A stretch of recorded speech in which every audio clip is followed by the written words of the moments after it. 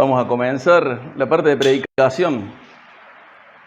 Es una gran bendición hoy poder celebrar un bautismo y por eso vamos a hablar de algunos temas que quizás ya los tenemos súper conocidos, pero que es necesario repasarlos. La Biblia es un libro en el cual Dios se da a conocer y sinceramente muchas veces es redundante. ¿Por qué es redundante? Porque somos bastante rápidos para aprender mediante la repetición. Es una de las herramientas que Dios nos ha dado.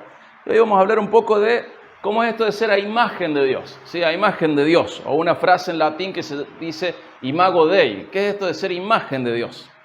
Hace unos meses salió una película que se llamaba Granizo. ¿Quién se acuerda de la película Granizo? ¿Se acuerdan? ¿Algunos se acuerdan? Y en esa película había una persona que actuaba de cordobesa. Y fue una de las mayores críticas, ¿verdad? ¿Por qué? Porque no era cordobesa.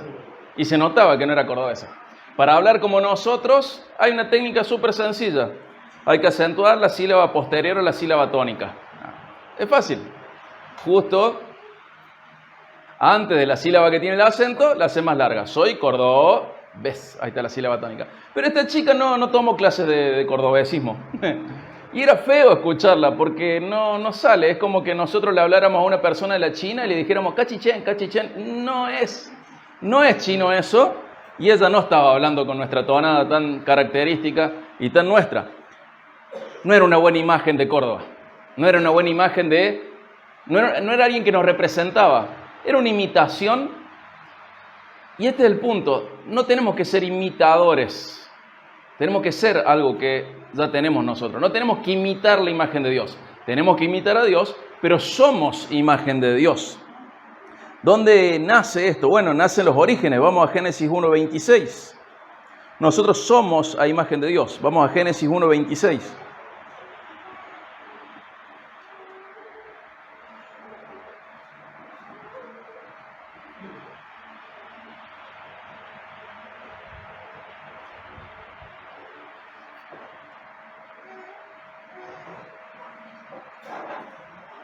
En Génesis 1:26 dice así: y dijo Dios, hagamos al hombre a nuestra imagen, conforme a nuestra semejanza, y ejerza dominio sobre los peces del mar, sobre las aves del cielo, sobre los ganados, sobre toda la tierra y sobre todo reptil que se arrastra sobre la tierra.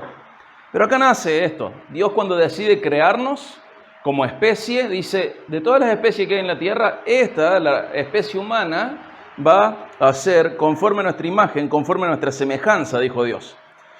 Hay muchas ideas al respecto, pero hay una que es clave, es la representación. Somos representantes de Dios. En esto de ser imagen de Dios, somos representantes de Dios. Representamos a Dios y nos parecemos a Él en diferentes aspectos. Y este es nuestro propósito existencial. Si bien nosotros tenemos que imitar a Dios en muchas cosas, en realidad esa imitación es un crecimiento de algo que ya somos. Si no tenemos que actuar de Dios, sino que tenemos que dejarnos transformar por Dios para que le representemos mejor. Y sabemos que representarle bien es el propósito por el cual has sido salvado. Dios te creó para representarle, pero para que le representes bien, Dios te salvó. En Santiago 3:9, Santiago nos enseña que la imagen de Dios está sobre todo hombre y mujer. Sobre todos. Cada persona, cada individuo tiene rezagos, vestigios de la imagen de Dios en él. Pero los que estamos en Cristo estamos siendo transformados para ser una mejor imagen de Él, una mejor representación. En la persona que no es hija de Dios, hay representación, hay imagen de Dios. Pero en el que sí es hijo de Dios, esa imagen debe verse mejor. Somos diferentes a Dios, pero somos semejantes. Y en eso radica nuestra representación de Él. La pregunta es, ya que todos los humanos le representamos, ¿cómo podríamos representarles mejor? ¿Cómo podríamos nosotros representarle mejor? Nosotros podemos pretender un montón de propósitos y de misiones y de visiones en la vida, pero esta es la razón de tu existencia como cristiano, representar correctamente a Dios, ser alguien que representa de manera correcta a Dios. Esto tiene que transformar toda tu vida. Vos, todo lo que hagas tiene que ser medido bajo esta vara o también observado bajo esta lupa. ¿Estoy representando mejor a Dios o peor a Dios? ¿Cómo se ve Dios? Bueno, la Biblia nos enseña que se ve en semejanza a Cristo. ¿Cómo sabemos eso? Bueno, Colosenses 1:15 dice que Él es la imagen del Dios invisible. O sea, Colosenses 1:15, Dios a través de Pablo en Colosenses 1:15 dice, Jesús es lo visible del Dios invisible. Él es la imagen de aquel que no se puede ver. Entonces sabemos que la correcta representación de Dios está en Cristo. Segunda de Corintios 4:4, también Dios a través de Pablo, ahí en Segunda de Corintios 4:4 dice, Cristo es la imagen de Dios. O sea, la Biblia nos dice que a Dios nadie le puede ver, que Dios es invisible, pero que Cristo es visible y Él es la imagen de Dios. Sumando los puntos, yo soy a imagen de Dios, pero ¿cómo hago para ser imagen de algo que no puedo ver? Tengo que mirar a aquel que le representa correctamente, que es su imagen perfecta. ¿Quién es? Cristo. Entonces, ¿a quién tengo que mirar para representar correctamente a Dios? A Cristo. Él es la imagen de Dios invisible, Él es la imagen de Dios. Básicamente, ser imagen de Dios es parecernos a Jesús. En muy pocas palabras, ser imagen de Dios es parecernos a Jesús. Todos somos en algún grado imagen de Dios, pero crecer en esto va a ser crecer en semejanza a Jesús. Por eso está ese gran versículo, 1 Juan 2:6. Mira, acompáñame a 1 Juan 2:6.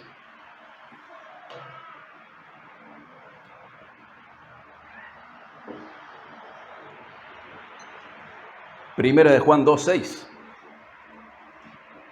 Dios dice, el que dice que permanece en Dios, debe vivir, debe andar como Jesús anduvo.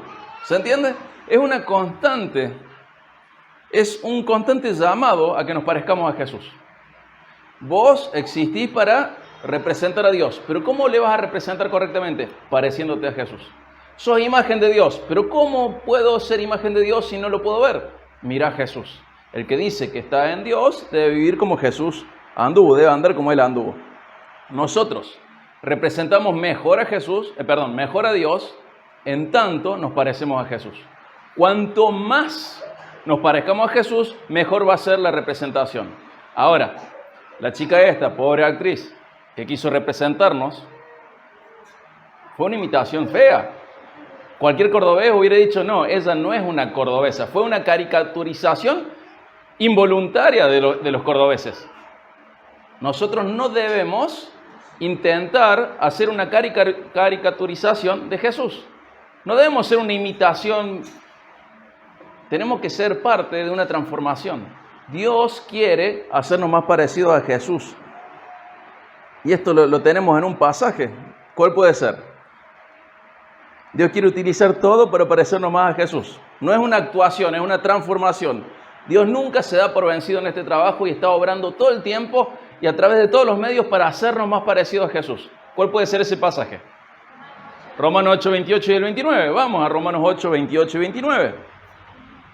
En su contexto, no está diciendo, bueno, pase lo que pase, es para tu bien, para que vos estés más cómodo, para que seas más feliz en la tierra. Romanos 8, 28 nunca debería divorciarse del 29. Nunca yo debería aplicarlo distanciado del 29 porque pierde su sentido, pierde su razón. Dice Dios a través de Pablo en Romanos 8, 28 al 29, y sabemos que para los que aman a Dios, todas las cosas cooperan para bien. Esto es, para los que son llamados conforme a su propósito. ¿Cuál es el propósito existencial? Ser imagen de Dios. Fíjense de nuevo. ¿Y quién es imagen de Dios? Es Cristo. ¿Y qué dice el 29? Porque a los que de antemano conoció, también los predestinó a ser hechos conforme a la imagen de su Hijo, para que Él sea el primogénito entre muchos hermanos. Todo es controlado, sea permitido por Dios o producido por Dios, con este propósito, hacerte más parecido a Jesús.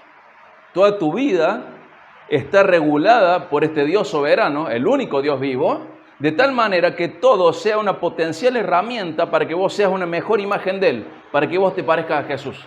Todo. A mí me trae paz esto, me trae paz. Y me trae un sentido de amor que a veces se pierde. ¿Por qué? Porque aprendo que Dios no se ha dado por vencido conmigo, por eso me siguen pasando cosas. Porque Dios no terminó su trabajo en mí, pero Él no desistió. No está procrastinando, no está desistiendo, no tiene un problema de constancia. Dios es constante, y me siguen pasando cosas, pero es constante en darme la imagen suya. ¿Cómo es la imagen suya? La de Cristo.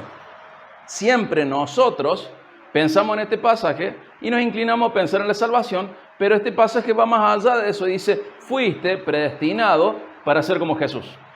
Dios te eligió desde antes de la fundación del mundo para que vos seas como Jesús. El punto principal no es que es para que vos vayas al cielo, para que vos te salves del infierno, para que vos recibas perdón de pecados. El punto principal de este pasaje es que vos seas más parecido a Jesús. Y yo tengo que aprender a ver la vida de esta manera.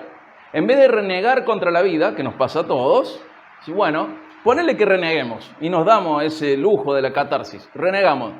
Pero yo no tengo que perder de vista algo. ¿Cómo esto está queriendo ser usado por Dios para darme la forma de Jesús? ¿Cómo esto es una herramienta que si yo me dejo transformar por Dios, Dios la va a utilizar para mi bien, mi mayor bien, parecerme más a Jesús, cumplir con mi propósito existencial, ser mejor imagen y representación de Dios? Todo tiene que verse así, toda nuestra vida tiene que verse así. Nuestras relaciones en la iglesia, nuestras relaciones laborales, familiares, nuestro trabajo, todo a la luz de esto.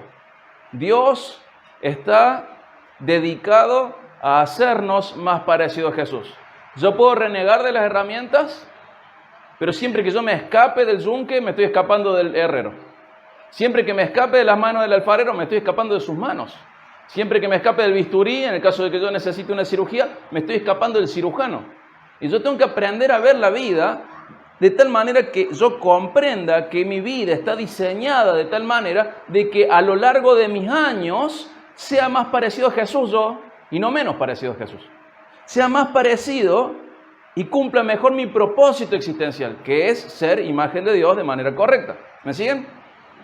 Es otra manera de ver la vida, totalmente diferente.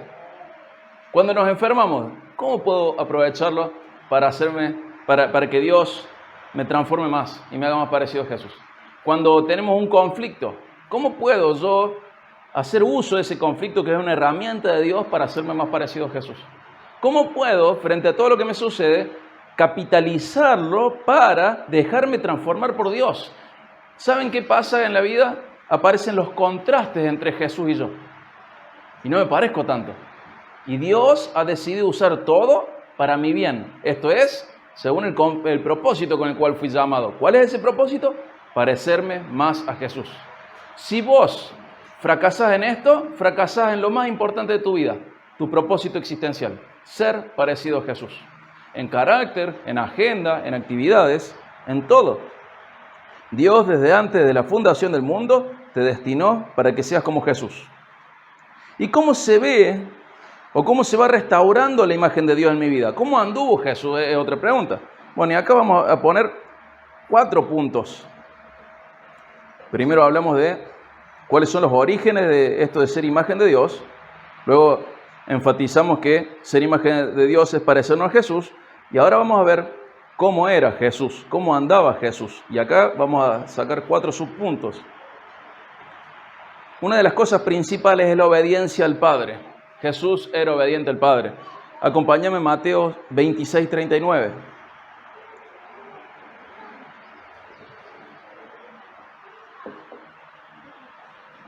Mateo 26:39. Jesús sabe lo que está por enfrentar. Él va a ir hacia la cruz. Seguramente bastante experiencia entre maderas y clavos tenía. Además sabía todo lo que, y lo más importante, todo lo que la ley decía acerca de alguien que iba a morir colgado en un madero. Colgar a alguien en un madero era, de alguna manera, declararlo maldito por Dios. Y él realmente iba camino según lo que estaba escrito de él. Él iba a cargar con la maldición de Dios.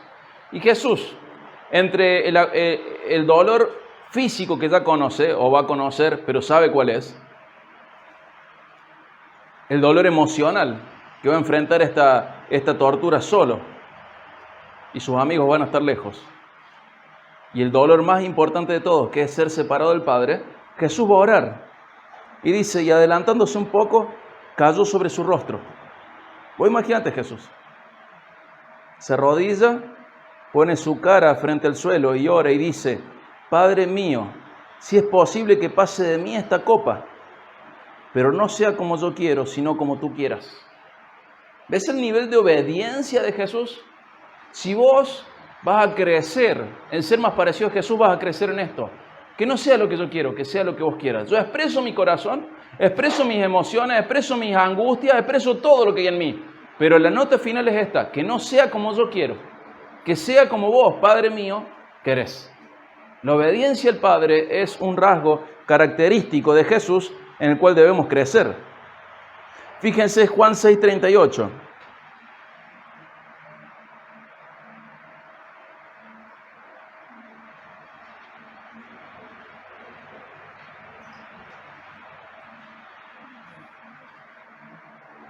Juan 6:38.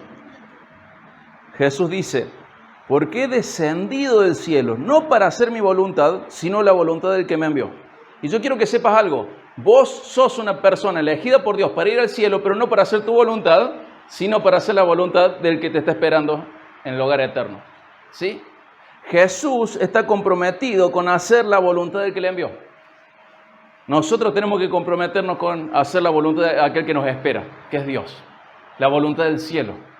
Nosotros no hemos descendido, vamos a ascender, pero el punto principal es este: no debemos vivir para hacer nuestra voluntad primariamente, sino para hacer la voluntad de aquel que envió a Jesús, para hacer la voluntad de aquel que nos espera en el hogar celestial.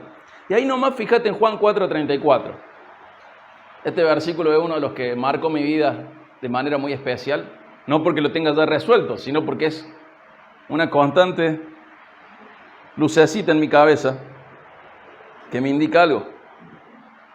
La Biblia nos dice que ellos estaban con hambre, preparándose para comer. ¿Es importante comer? Algunos se olvida de comer, decía: ay, vos sabés que hace 3 días no como, no sé. Alguien dice: no, pasa que hoy no tuve tiempo para comer. ¿Alguien usa alguna de esas excusas que usamos para no hacer los devocionales con la comida? Palo ahí entre risas. Pero comer comemos todos y no nos olvidamos. Puede ser que en algún momento nos olvidemos durante unas horas de comer, pero nadie se olvida de comer. Y los discípulos van y le dicen: Señor, ¿a dónde vamos a comer? ¿Qué onda con la comida? ¿Cómo vamos a hacer? Y Jesús responde algo muy, muy ilustrativo. Jesús les dijo: mi comida es hacer la voluntad del que me envió y llevar a cabo su obra. Fíjense que Jesús está diciendo, usando esta ilustración, dicen: miren, para mí es tan importante obedecer al Padre que es como comer. No puedo olvidarme y necesito obedecer al Padre. La obediencia de Jesús es absoluta. Tenemos que, Él dice: no sea como yo quiero, sino como tú quieras. Hay una sumisión en esa obediencia al Padre. Él vino del cielo para hacer la voluntad del Padre, no la propia. Hay humildad en eso. Y es prioritario obedecer al Padre. Y nosotros tenemos que obedecer al Señor de la misma manera para ser como Jesús, para ser una buena imagen de Dios. Ser personas que se someten a la voluntad de Dios, que se humillan frente a su voluntad y que ven la voluntad de Dios algo tan importante que lo deberíamos poder ilustrar con la comida. No me puedo olvidar, y lo necesito, es fundamental para nuestra vida obedecer al Padre. No debemos fracasar en esto. Un camino para una mala representación de Dios es creer que estamos en una democracia con Dios. Ese lo hemos hablado muchas veces. Ese es el peor cristianismo. Creer que estoy en una democracia con Dios. Y me pongo frente a Dios y digo: bueno, levante la mano el que quiera hacer la suya. Y Dios levanta la suya, yo hago la mía y digo: bueno, pues ponemos la decisión para más adelante. Yo quiero hacer la mía, Dios quiere hacer la suya y bueno, vemos. No es una democracia, es una monarquía. Y cuando Dios habló, no dio lugar a la discusión, y si hay discusión no es sabia, es necia. Yo tengo que aprender a obedecer al Padre. Y lo que Él dice, yo lo tengo que llevar a cabo. Y cuando yo no lo llevo a cabo, fracaso en el propósito que Dios me dio, ser una mejor imagen de Él, ser más parecido a Jesús. Primer punto de este de ver cómo andaba Jesús: obediencia al Padre. Segundo punto: amar a la iglesia. Acompáñame a Efesios 5:25. En Efesios En Efesios 5, acompáñame a Efesios 5:25. En Efesios 5 nosotros tenemos un punto central. El punto central de esta parte es la relación entre esposo y esposa. Ese es el núcleo de esto. Pero indirectamente nos enseña acerca de la relación entre Cristo y la iglesia. O sea, el punto principal es el matrimonio, pero Dios nos deja ver más allá y pone el ejemplo de Cristo para saber cómo debe ser un correcto matrimonio. Y en 5:25 dice, maridos amen a sus mujeres, así como Cristo amó a la iglesia y se dio el mismo por ella. Ahora, yo tengo una aplicación como esposo, tengo que amar a mi esposa, pero hay una aplicación ahí secundaria, pero de un tema primario, que es lo que Cristo hizo. ¿Qué hizo Cristo con la iglesia? La amó y se dio el mismo por ella. Dio su vida por la iglesia. Jesús no arriesgó su vida por la iglesia. Jesús dio su vida por la iglesia. Él la amó y se entregó a sí mismo. Fue un sacrificio por la iglesia. Dice, Cristo amó a la iglesia y se dio él mismo por ella. ¿Y sabes qué? En esto de representar mejor a Dios y ser como Jesús, tengo que aprender a amar la iglesia de manera sacrificial. No fue cómodo. Si vemos los primeros integrantes, los primeros miembros de la iglesia, eran los apóstoles, y en un momento Jesús dice, ¿hasta cuándo los voy a soportar? ¿Se imagínense? No fue fácil para Jesús. De todos modos, es el camino correcto para representarle mejor. Es el camino correcto para ser más parecido a Jesús y representar mejor a Dios. Y una frase que voy a repetir, he repetido 3 o 4 veces antes, pero saber que Jesús amó a la iglesia que es, no la que debería ser. Esto cambia totalmente. Uno tiene deseo de amar a la iglesia que debería ser. Así, bueno, yo voy a amar a la iglesia, pero cuando la iglesia sea perfecta. Nunca vamos a amar a la iglesia así. Y Jesús no amó a la iglesia perfecta. La amó a la iglesia que es imperfecta y se puso a trabajar para que vaya creciendo en perfección. Y nosotros tenemos que hacer lo mismo. Aportar a la iglesia, a amarla como es, pero aportar para que cada día sea más correcta. Jesús dio su vida, la amó y dio su vida por ella. No es una cuestión emocional, sentimental, sino que realmente se jugó por la iglesia y dio su vida. Ahora, Jesús, por la iglesia, en sus años de ministerio, aguantó esa iglesia naciente, los apóstoles, en las relaciones sociales. Finalmente esto decanta en su sacrificio, dio su vida por la iglesia, pero hay un componente social de los primeros años en el cual Jesús hace lo que tenga que hacer con tal de que esa iglesia sea más santa. Y nosotros tenemos que hacer lo mismo. Nosotros venimos a la iglesia. ¿Vieron cuando alguien dice, no tenés que ir a la iglesia por la gente, tenés que ir por Dios? Quiero decirlo suave, pero al mismo tiempo tengo ganas de decirlo fuerte. Eso es una estupidez. A la iglesia vamos por la gente. A la iglesia vamos por la gente. Vamos para amar a la gente.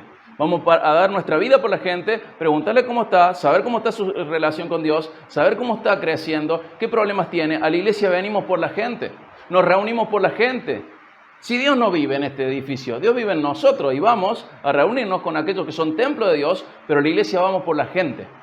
El que dice no vayas a la iglesia por la gente, anda por Dios, está diciendo, bueno, anda, asistí y volvete. A la iglesia vamos por la gente. Y tenemos que tener esta visión de la iglesia. Hoy viniste por Dios y por los demás. Y quizás por vos. Pero a la iglesia tenés que ir por Dios y por los demás. Nunca pienses que a la iglesia no tenés que ir por la gente. No debo ir a la iglesia por la gente. No, en todo caso no tenés que ir a la iglesia porque la gente es perfecta. Pero a la iglesia se va por la gente. Se forma parte de la iglesia por la gente. Porque a esos tenés que amarlos como Jesús los amó. A esos tenés que vivir, con ellos tenés que vivir de manera sacrificial como Jesús nos enseñó. A esos tenés que estimular a las buenas obras. A esos tenés que estimular el amor. A esos tenés que ayudar a que crezcan en santificación. A esos Dios te los ha encomendado para que seas una herramienta suya para la santificación de ellos. Tenés una responsabilidad social. Una responsabilidad, un sentido del deber que tiene que crecer en vos. ¿Por qué te reunís? Por los otros. En el capitalismo podemos pensar en la iglesia como consumidores. Yo voy a ver qué puedo recibir, como yo quiero, lo que no me gusta lo saco y listo. En el socialismo podemos pensar en la iglesia como acreedores. Voy a la iglesia porque el resto me debe cosas a mí. Deben criar mis hijos, deben decirle a mi esposa cómo comportarse, a mi esposo cómo comportarse, me deben. Las dos ideas están mal. A la iglesia se reúne para ofrecer un culto a Dios comunitario y para que juntos nos estimulemos al amor, a las buenas obras, a la santificación, a que entre nosotros mora en abundancia la palabra de Cristo, así somos llenos del Espíritu Santo. Esa es tu tarea cada domingo. Que nos ayudes a los otros a ser llenos del Espíritu Santo. Que cuando tengas ganas de hablar algo, lo hables, pero que tus conversaciones vayan así, inclinándose, hasta que hablemos más de la palabra de Cristo. Tu responsabilidad cada domingo es estimular al otro en amor, estimular al otro al crecimiento espiritual, a que sea más santo, a que sea lleno del Espíritu Santo, a que vos empujes las cosas para que los otros sean más santos. Esto no es responsabilidad del pastor nomás, es responsabilidad de cada uno de nosotros. Y cuando lo hacemos, comenzamos a representar mejor a Dios, teniendo el mismo amor por la iglesia que tenía Jesús. ¿Y se acuerdan en Juan 13:34? También es súper importante ese pasaje. Jesús les enseña en Juan 13:34 y les dice: un mandamiento nuevo les doy, que se amen los unos a los otros, que como yo los he amado, así también se amen unos a los otros. Justo lo mencionamos hace poquito. Pero el mandamiento de amarse unos a los otros no era nuevo. La parte nueva es amar como Jesús te amó. El mundo te grita todo el tiempo: amate a vos mismo. La Biblia dice que una característica de los falsos profetas, ¿cuál es? Amadores de sí mismos. O sea, no vayamos en ese camino.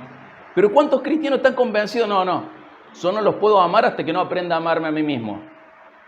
Eso no nace de la Biblia.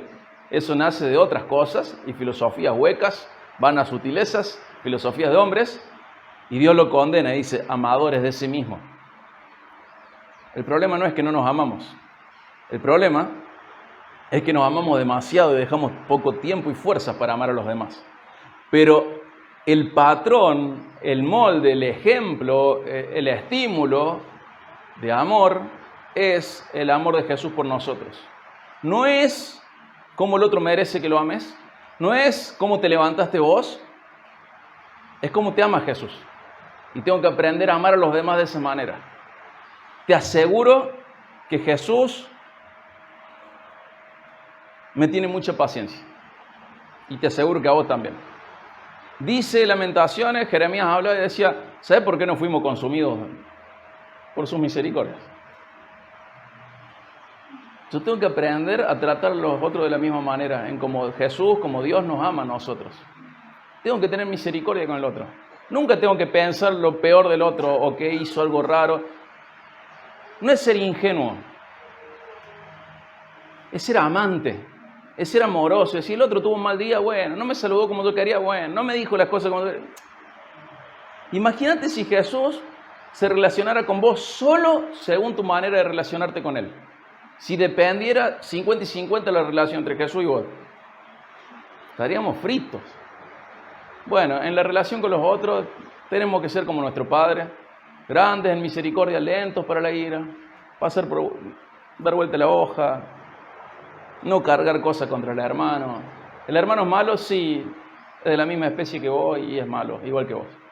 ¿Y el hermano te va a ofender? Sí, da vuelta la hoja y sigue. Es una muestra de madurez y de que vas mejorando en representación de Dios. Si Dios no fuera tan misericordioso, el momento en el cual Adán y Eva mordieron de la fruta hubieran quedado fulminados. Sin embargo, la historia de la humanidad es la historia de un Dios que es misericordioso. Es misericordioso. Una y otra vez lo que podés ver en la Biblia es a hombres fracasando y a Dios amando. Una y otra vez. Y yo tengo que aprender a amar como Él amó, como Él ama. Entonces, segundo punto, amar a la iglesia. Amar a la iglesia que es, no la que debería ser. Dar mi vida por ella, para representar mejor a Dios. Y amarla como Él nos amó, como Él nos ama. Tercer punto, teniendo celo por las cosas del Padre. Nosotros tenemos la imagen de Jesús en Juan 2, ¿se acuerdan? Y a veces tenemos el llamado al ministerio ese, de dar vuelta a las mesas, somos los celosos, somos los celotes pero convertidos. Y vemos cosas malas en la iglesia y ahí estamos nosotros para sacar el látigo y dar vuelta a la mesa de los mercaderes y decir, pero ¿qué te pasa? ¿No ves? Está haciendo todo mal y dar vuelta a todo. Y tenemos, algunas personalidades tenemos como la tentación a ser los purgadores de la iglesia. No hay un ministerio para eso, pero sí está bien que seas celoso por las cosas buenas. Empezando por casa. Que seas celoso de lo bueno. En Juan 2, Jesús limpia el templo. Y está bien, está bien. Y algo que tenemos que hacer, pero empezando por casa. Está bien, es correcto, es correcto, es correcto. Tenemos que ser celosos por las cosas del Padre. Usé esta ilustración muchas veces, pero la vamos a volver a usar. Nosotros le podemos decir, iglesia, esto.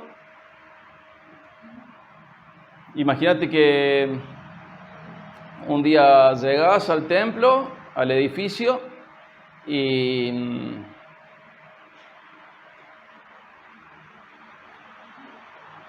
está lleno de grafitis acá atrás, con malas palabras, con cosas horribles. ¿Qué sentirías de eso? Si vos entras a este templo o al de Córdoba y llegás y está toda rayada la pared con malas palabras, ¿qué sentirías de eso?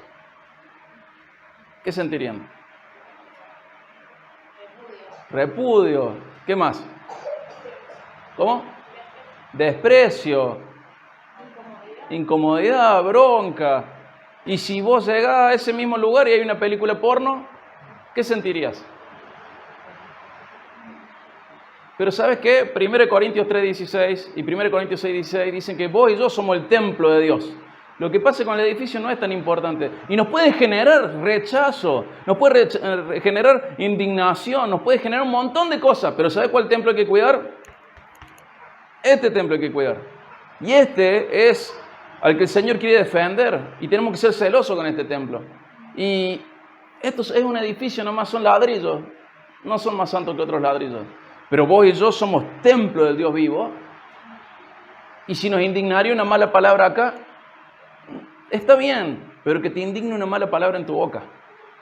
Si te indignarían cosas malas en el edificio, tenés que recordar que el templo de Dios, el edificio de Dios, somos vos y yo de manera individual y de manera comunitaria. Y a ese templo sí hay que darle vuelta a las mesas, sacar el látigo y ser violentos con nuestro propio pecado. Violentos, con nuestro propio pecado.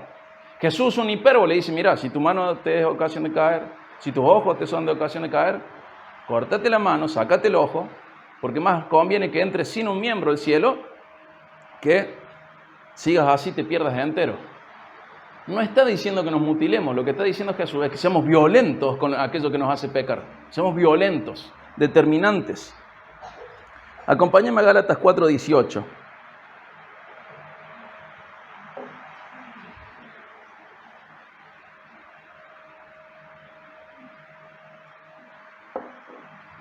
Gálatas 4:18 dice, es bueno mostrar celo con buena intención siempre. Otra traducción dice, es bueno ser celoso de lo bueno siempre. Tenemos que tener celo por las cosas del Padre. Necesitamos tener celo por todo lo bueno, sensibilidad por lo bueno y un deseo firme de defenderlo, de protegerlo, incluyendo tu propia vida y la de los demás.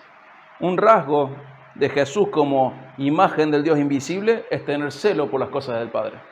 Tenés que tener celo por esas cosas. No tenés que permitir que sean... Bueno, puedes callarte. No tenés que ser políticamente correcto. Tenés que ser bíblicamente correcto. No puedes. Tu lugar es ser celoso. No es lo mismo la mentira que la verdad. En la verdad hay libertad, en la mentira hay esclavitud. No es lo mismo. No es lo mismo. Tenés que ser celoso por las cosas del Padre. Vamos al cuarto punto, que es ser eco del Padre. Ser eco. Acompáñame a Juan 7:18. Vimos obediencia al Padre, amor a la iglesia, celo por las cosas del Padre, y acá ser eco del Padre. Juan 7:18. Fíjate cuántas prédicas se caerían con este pasaje. El que habla de sí mismo busca, ¿qué cosa? Su propia gloria. Pero aquel que busca la gloria del que lo envió, Él es verdadero y no hay injusticia en Él. Y así hablaba Jesús. No hablaba de lo que a Él le parecía, no hablaba de lo que a Él nacía. ¿El que hablaba? Las cosas del Padre. Y así tenemos que ser nosotros. No habla lo que nos parezca. Y menos, pero menos que menos cuando estamos hablando de teología. Basta de teología de TikTok, de Taringa, de Villiquen, según su edad. Basta de andar sacando ideas. Las cosas del Padre, las que el Padre nos ha revelado. Ser eco de Él. No hablemos por de nuestra propia iniciativa, de nuestros propios razonamientos, de nuestro propio corazón. Porque la persona que hace eso está buscando su propia gloria. Proverbios dice que incluso el necio pasa por sabio cuando se calla. Y a veces hablamos de teología sin saber nada. Como es de dominio público, ya voy a hablar lo que me parece. No hables lo que te parece, porque esa participación es buscando tu propia gloria. Si vos querés buscar la gloria de Dios, averigua qué dijo Dios al respecto de lo que vos querés opinar. Y después habla, pero antes no. No creas que la fe viene por osmosis y vos pones la mano en la Biblia o pones la Biblia en la mesa de luz y de noche se te pasa el conocimiento desde el mayor gradiente al menor gradiente. De mayor concentración a menor concentración. Ahí algunos recordó osmosis. Y alguno prendió. Pero las cosas del Padre. Dedícate a saber qué es lo que Él dijo y reproducí eso. No creas que te las sabes todas porque eso es necio. En realidad sabemos muy poco. Somos ignorantes y tenemos que aprender. Fíjate esto de ser eco del Padre. Bueno, primero, no hablar de lo que a nosotros nos parece, sino averiguar qué dice Dios. Y ojo, esto no se hace sacando un versículo. Se hace teniendo en cuenta todo lo que la Biblia dice al respecto de algo y formando una idea de eso. Fíjate qué interesante, 1 de Juan 4, 5 al 6. 1 de Juan 4, 5 al 6.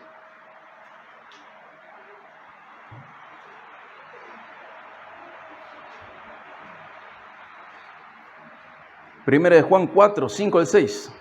Habla de los falsos maestros ahí y la verdad que me parece tan increíble que Dios haya hecho una descripción de los falsos maestros de todo tipo y que la iglesia siga cayendo en cosas falsas. Fíjate qué claro esto. Primera de Juan 4, 5 al 6. Hablando de gente que predicaba en la iglesia, que enseñaba en la iglesia, falsos maestros, dice, ellos son del mundo. Por eso hablan de parte del mundo y el mundo los oye. Nosotros somos de Dios. El que conoce a Dios nos oye. Y el que no es de Dios no nos oye. En esto conocemos el espíritu de la verdad y el espíritu del error. ¿En qué? En la fuente de lo que estás hablando. ¿Cuál es la fuente? ¿Lo que Dios dijo o lo que el mundo te dice? Un montón de prédicas más se caen. Llega gente a la iglesia y dice, ¿sabes qué? El mundo quiere, el mundo necesita, el mundo exige. No me importa lo que el mundo diga que necesita. Me importa lo que Dios dice que el mundo necesita. A Cristo. Y tener mucho cuidado cuando pasen los años y en esta iglesia cualquiera, este pastor u otro, de golpe diga algo, no, pasa que afuera necesitan o quieren o dicen esto. No es nuestro factor de valor lo que el mundo dice. Eso es ser falso maestro. Dice, ellos son del mundo, por eso hablan de parte del mundo y el mundo los oye. Podemos cambiar la forma de la prédica para que el mundo nos oiga más. Podemos cambiar el contenido de la prédica para que el mundo nos oiga más. Podemos hacer un mercadeo, una cuestión de mercadeo y averiguar qué quiere el mundo. Podríamos hacer una encuesta y llenar la iglesia dándole al mundo lo que el mundo quiere. Pero eso es ser falso maestro. Dios nos dice que tenemos que hablar lo que Él dijo. ¿Nos importa el mundo? Sí. Lo que no nos importa es cómo se define a sí mismo según sus necesidades. Lo que nos importa es cómo Dios definió el mundo. Está necesitado de la palabra de Dios, de la salvación, de Cristo. No podemos ir a averiguar qué quieren ellos, porque ellos no saben lo que necesitan. Tenemos que averiguar en la Biblia qué necesitan ellos. Y eso va transformando nuestras mentes y podemos hacer una imagen más correcta de Dios, más completa, cuando hablamos de parte de Dios y no según lo que la gente quiere oír. Fíjate Hebreos 1, 1 al 2, ahí cerquita. Estamos dentro de este punto de ser eco del Padre. No inventamos nada, simplemente repetimos lo que el Padre dijo. Le agregamos nuestra tonada nomás. Hebreos 1, 1 y 2. Dios, habiendo hablado hace mucho tiempo, en muchas ocasiones y de muchas maneras, a los padres por los profetas, en estos últimos días, nos ha hablado por su Hijo, a quien constituyó heredero de todas las cosas, por medio de quien también hizo el universo. O sea que Dios habló por medio de su Hijo. ¿Cómo hablaba su Hijo? Vamos a Juan 12:49. O sea, Dios habló por medio de Jesús. ¿Cómo hablaba Jesús? Vamos a Juan 12:49.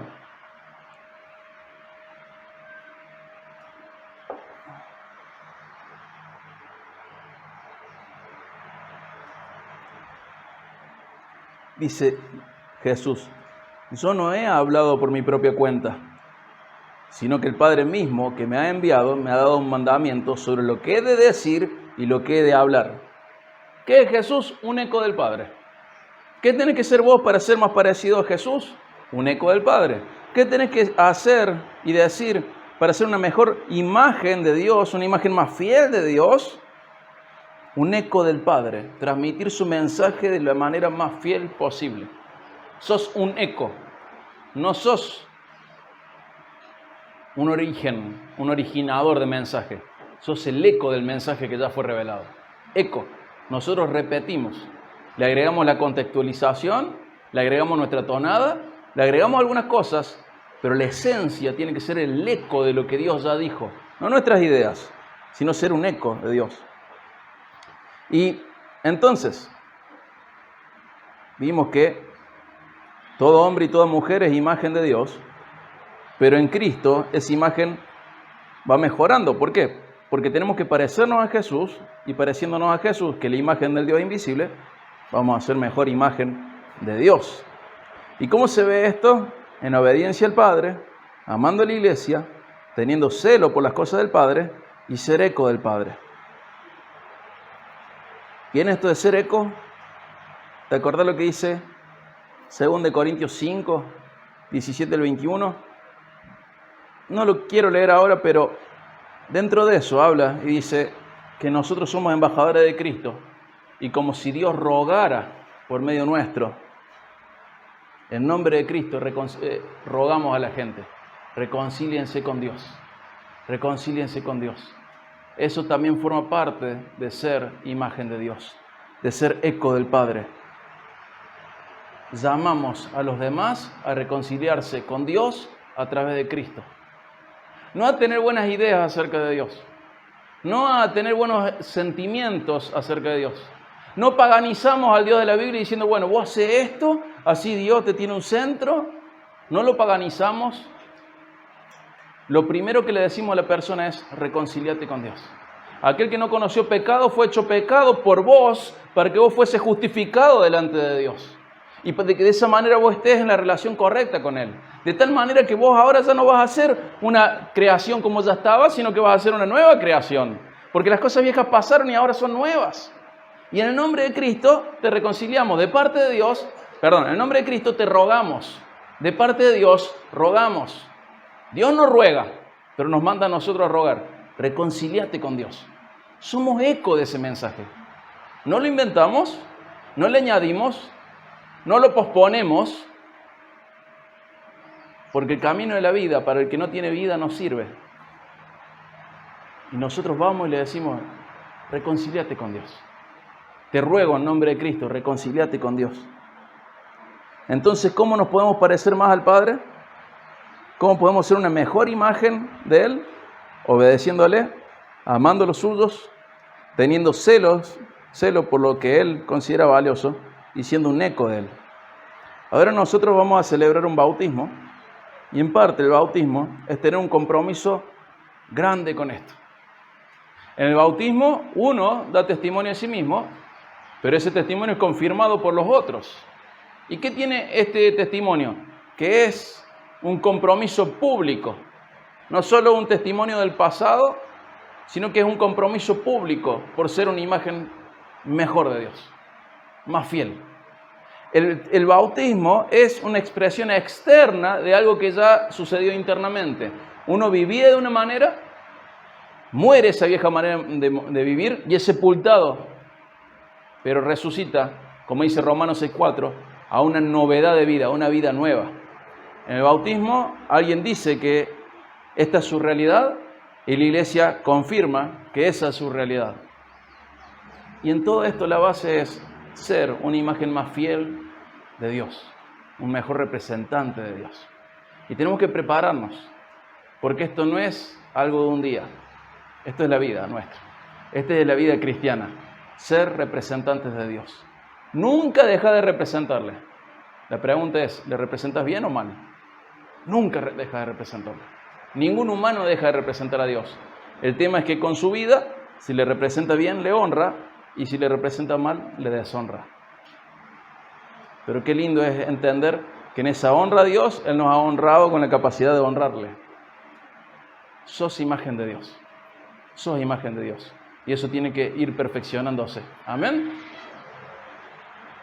Dios dice que el que comenzó esa obra va a ser fiel en terminarla. No te des por vencido. Dios no se dio por vencido con vos. Vamos a orar.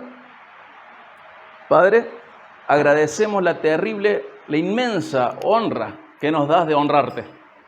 Agradecemos, Señor, poder comprender de que se trata de vos nuestra existencia, que el propósito por el cual existimos y habitamos en esta tierra es para representarte cada día mejor. Nos salvaste con un montón de propósitos, por un montón de razones, pero una de las principales es que vos seas glorificado a través de nuestra existencia, a través de nuestra vida. Y vos sos glorificado cuando te representamos mejor. Padre, por favor, ayúdanos a someternos a vos, de tal manera que vos sigas transformando nuestra vida. Ayúdanos a ser más parecidos a Jesús, el mayor de nuestros hermanos, aquel que nos enseñó el camino correcto. Ayúdanos, Señor, a comprender que con tus hijos no te das por vencido, sino que diseñas todo para nuestro bien máximo, ser más parecidos a Jesús, ser más parecidos a vos, honrarte representándote correctamente. Rogamos, Señor, que nunca aflojemos en esto, sino que sigamos creciendo, que podamos obedecerte, amar a los tuyos, tener celo por lo tuyo y ser un eco tuyo. Gracias, Padre, por habernos reconciliado con vos y honrarnos. Gracias, Señor. En el nombre de Jesús. Amén.